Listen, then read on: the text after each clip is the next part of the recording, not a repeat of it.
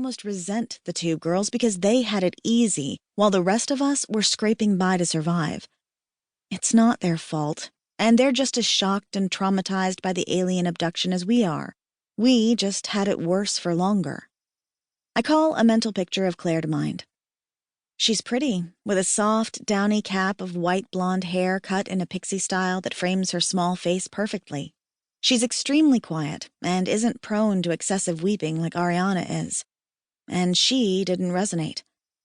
So why she sneaks out to fuck one of the aliens, I have no idea. I don't know which one it is either, but it concerns me. Has she been pressured? Led to believe that she has to give up her body in order to have safety? Are the single men here in the cave too direct and the girls afraid to turn them away? I make a mental note to talk to her in the morning. I feel responsible for all the girls here. I was the first one to be left out of the stasis pods, so I feel like I'm the most senior. I've turned into the den mother of our human girls, even though Georgie's our unofficial leader, and I worry about them being taken advantage of. The fact is, even though Vectal's people have taken us in with open arms, we are still strangers to their customs and their world.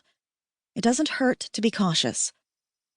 As the sound of more sex starts up again, I clamp the pillow against my translator to muffle sound and wait for everyone to fall asleep. I don't actually fall asleep until late, and so when I wake up, I'm bleary-eyed and yawning. The translator surgically attached to my ear aches from pressing on it all night, and I'm exhausted. I shuffle out of bed and go to sit near the fire pit in the center of the bachelorette cave. Megan's poking at the fire with a stick while Claire is toasting nuggets of raw meat.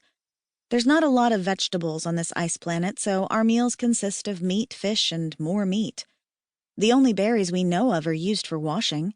There's a pounded gruel in storage that's saved for travel rations and herbs for teas. Other than that, it's meat, meat, meat. Sometimes raw, sometimes cooked, depending on your taste buds. Liz eats hers raw like the hunters do, but I can't bring myself to try it. I'm a wuss. I sit next to Claire and draw my legs up. Morning.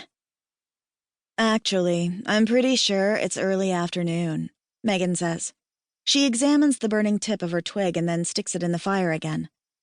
Megan is normally a pretty positive one, with encouraging words no matter how bleak the situation. But since we came to the alien caves, she's been withdrawn. Quiet. I worry about her, too. Claire wordlessly offers me a stick and then a large stone plate covered in gobs of raw meat. I gingerly spear a few pieces for my breakfast and then hold them over the fire. You hungry, Meg? I ask. Megan ate hers raw, Claire whispers. Megan just gives me a thin smile. You've got a stronger stomach than me, I say. I'm no good at being the cheerleader. Tastes like nothing when it's cooked, Megan says, and jabs at the fire again. She's not wrong. With the Qui in our bodies, certain things about our physiology are changing. Smells are less strong, not a bad thing given that the cave is built around a hot spring that reeks of sulfur. Taste is also less strong. All the Sa-Qui eat their meat raw and their travel rations heavily spiced. Some humans have adapted. Some of us haven't. I push my kebab over the flames. Aehako came by this morning, Megan comments, poking at a coal with her stick. I'm not interested in Aehako, I say pointedly, and then nibble on a chunk of my breakfast. He's interested in you. She looks up at me. If you mated him, you'd get your own cave at least. I can feel my forehead setting in a frown. I didn't resonate to him. Doesn't mean you can't hook up. Megan is serious. I'm shocked. I'm not going to sleep with a guy just because it'd get me a cave. Besides, where would we go? There are no more caves. I gesture around us. People are sleeping in the storage rooms as it is. Megan shrugs. Might not be a bad thing to have a guy looking out for you here like Vectal does for Georgie. And Aehako's nice.